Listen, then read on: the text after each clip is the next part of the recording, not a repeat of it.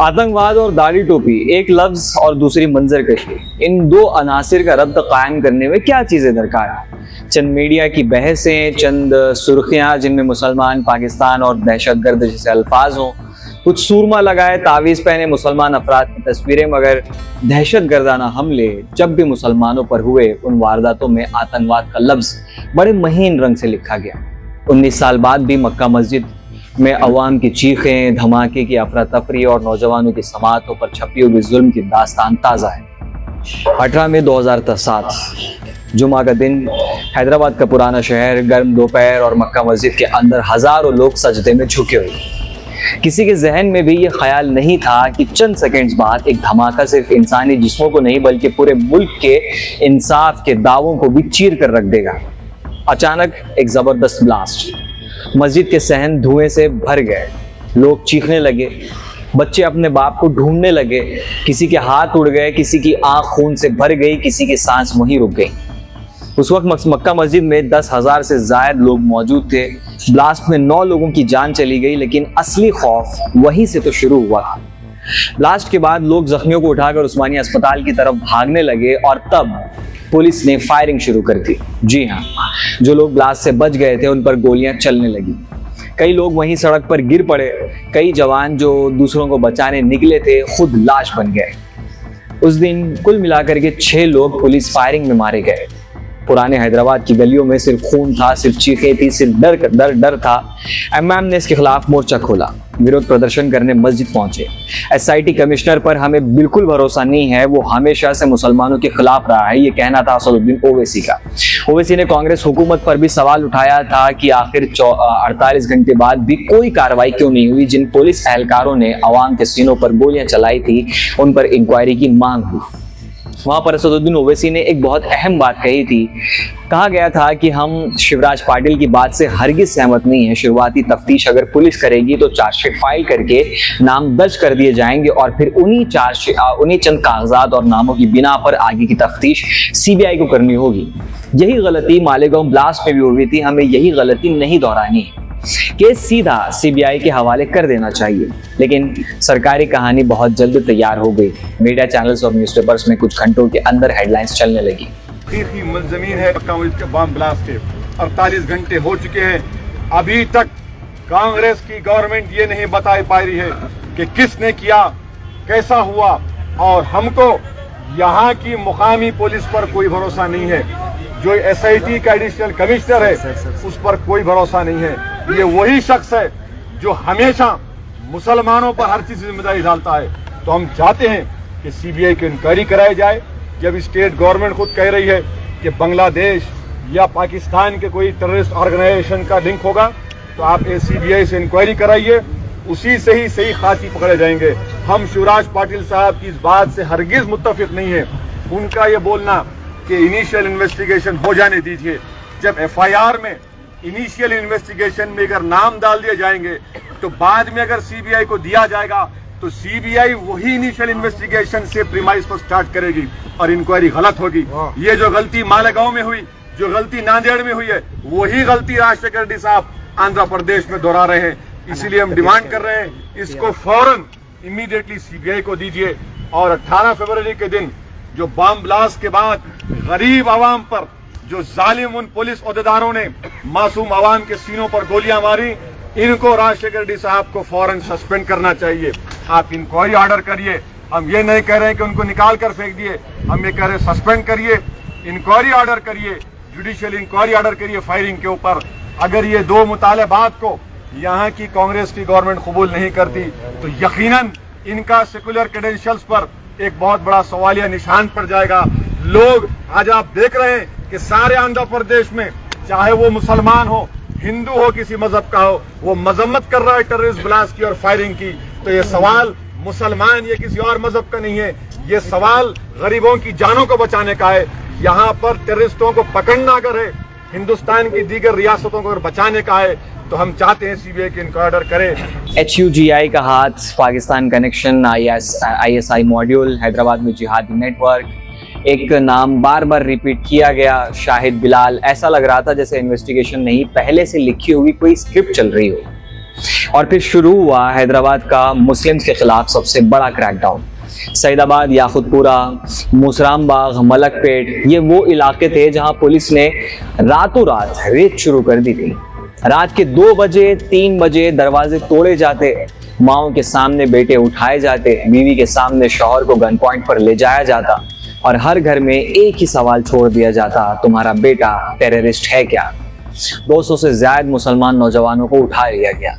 किसी को वारंट नहीं दिखाया गया, किसी को रीजन नहीं बताया गया, बस आंखों पर पट्टी बांधकर गाड़ियों में डाल दिया गया। कई लोगों को शहर के बाहर फार्म हाउस ले जाया गया और वहां इंसानियत का जनाजा निकाला गया। एक नौजवान वाजिद खान जो सिर्फ एम्ब्रॉयडरी का काम करता था, उसने बाद में बताया कि मुझे कपड़े उतरवाए कर नंगा कर दिया गया, हाथ पैर बांध दिए गए, रबर पाइप और क्रिकेट बैट से मारा गया, फिर बोला गया कबूल करो तुमने ब्लास्ट किया है। वाजिद के मुताबिक टॉर्चर रूम के अंदर दूसरे लोगों की चीखें सुनाई देती थी। हर चीख के साथ डर और गहरा होता जाता था। कुछ लोगों को इलेक्ट्रिक शॉक्स दिए गए, कुछ के प्राइवेट पार्ट्स पर करंट लगाया गया, कुछ को कई दिनों तक पानी नहीं दिया गया। एक स्टूडेंट सैयद इमरान खान उस वक्त सिर्फ 19 साल का था, कंप्यूटर साइंस पढ़ रहा था। उसने बताया कि पुलिस ऑफिसर अक्सर नशे में होते थे। टॉर्चर के वक्त जब दर्द से अल्लाह निकलता तो पुलिस और ज्यादा मारती। वो कहते अल्लाह को बुला, देखता हूँ कैसे बचाता है। फिर जबरदस्ती हे राम बुलवाया जाता, कुरान की आयतें पढ़ने को कहा जाता और जब वो पढ़ते तो मुंह पर बूट मारा जाता। कई डिटेनीज भी बताया कि उन्हें लटका कर मारा गया, पीटा गया, बर्फ पर सुलाया गया, नंगा करके इलेक्ट्रिक शॉक्स दिए गए। एक डिटेनी खून की उल्टी तक करने लगा था। कई के पैर इतने सूज गए थे कि चल नहीं पा रहे थे, लेकिन पुलिस ने कन्फेक्शन चाहिए था, सच नहीं confession. Me electric shocks on my private parts. I can't even tell you that how painful it was. Police की थियरी सिंपल थी, मुस्लिम नाम है तो टेररिस्ट तो होगा ही। और मीडिया तो ऑलरेडी फैसला सुना चुका था। हर रोज नए एक्सक्लूसिव चलते थे। 10 किलो RDX बरामद, बांग्लादेश ट्रेनिंग कैंप, हैदराबाद में और ब्लास्ट की प्लानिंग, 300 युवाओं का ब्रेन वॉश। नार्को टेक्स्ट को भी मीडिया ने फाइनल प्रूफ तक बता दिया। टीवी एंकर्स चिल्लाते थे, न्यूज़पेपर्स फ्रंट पेज पर फोटोज छापते थे, लेकिन बाद में कोर्ट में जो हुआ उसने सब कुछ उलट दिया। पुलिस ने 4 अलग अलग कॉन्स्पिरेसी केसेस बनाए, कहीं फेक सिम कार्ड, कहीं फेक पासपोर्ट, कहीं जिहादी लिटरेचर, कहीं RDX कॉन्स्पिरेसी।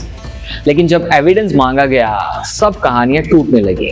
पुलिस जिस उर्दू लिटरेचर को डेंजरस बता रही थी उसका ट्रांसलेशन तक कोर्ट में प्रोड्यूस नहीं किया गया।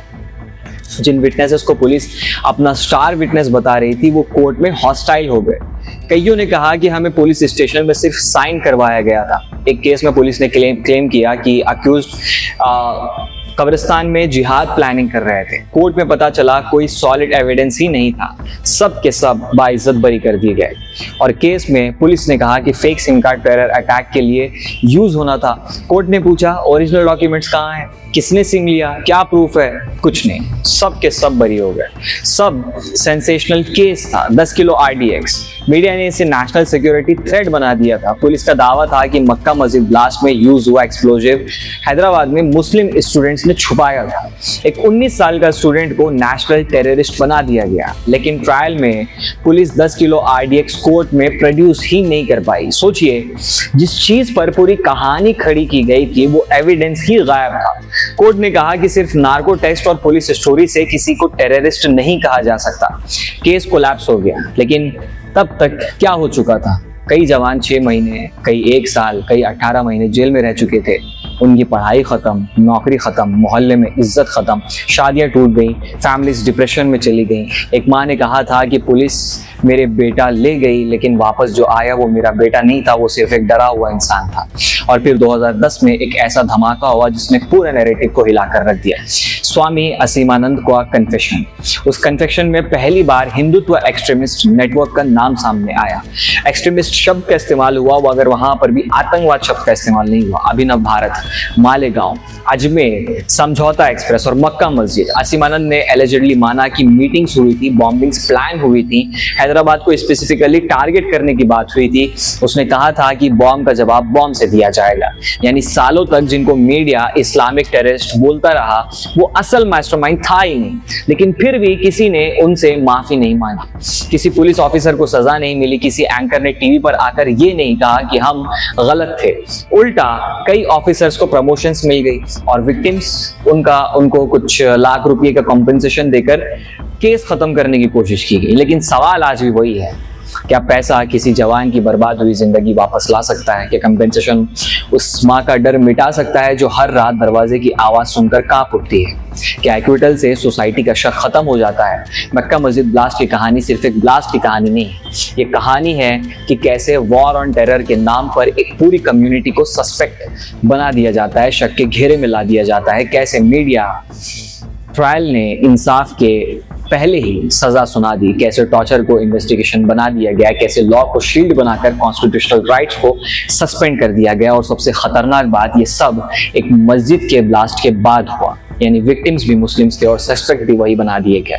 आज भी हैदराबाद के पुराने शहर में कई लोग जब मक्का मस्जिद के पास से गुजरते हैं तो उन्हें सिर्फ ब्लास्ट याद नहीं आता, उन्हें वो रात याद आती है जब पुलिस ने दरवाज़ा तोड़ा था, जब माँ चीख रही थी, जब एक बेगुनाह जवान को टेररिस्ट बना दिया गया था। और उन्हें ये एहसास याद आता है कि कभी कभी मुल्क में सबसे बड़ा डर ब्लास्ट का नहीं होता, बल्कि उस सिस्टम का होता है जो ब्लास्ट के बाद डिसाइड करता है कि टेररिस्ट कौन है, आतंकवादी कौन है। बाकी पूरे वारदात की, इस पूरे घटना की 19 साल बाद भी आज भी जो मासूम मारे गए, जो मासूम रात में दर्द से चीख उठते हैं, उनको इंसाफ नहीं मिल पाया। पूरी दुनिया में सबसे बड़ा जमहूरी निज़ाम, सबसे बड़ी अदालतों का निज़ाम, और उस पर बैनुल अक़वामी सतह पर बड़े बड़े स्टेजों से फ़ख्र किए जाते हैं, मगर उस फ़ख्र का निचोड़ क्या है कि इंसाफ नहीं। आपकी प्रक्रिया नीचे कमेंट सेक्शन में हमें ज़रूर बताएं कि बतौर मुसलमान आप इन घटनाओं को किस तरह से देखते हैं, किस रूप में देखते हैं। बाकी मिलते हैं अगले वीडियो में, नए मुद्दे पर फिर से बात होगी। मैं जर्नलिस्ट फजल, आप देख रहे थे मुस्लिम सियासत।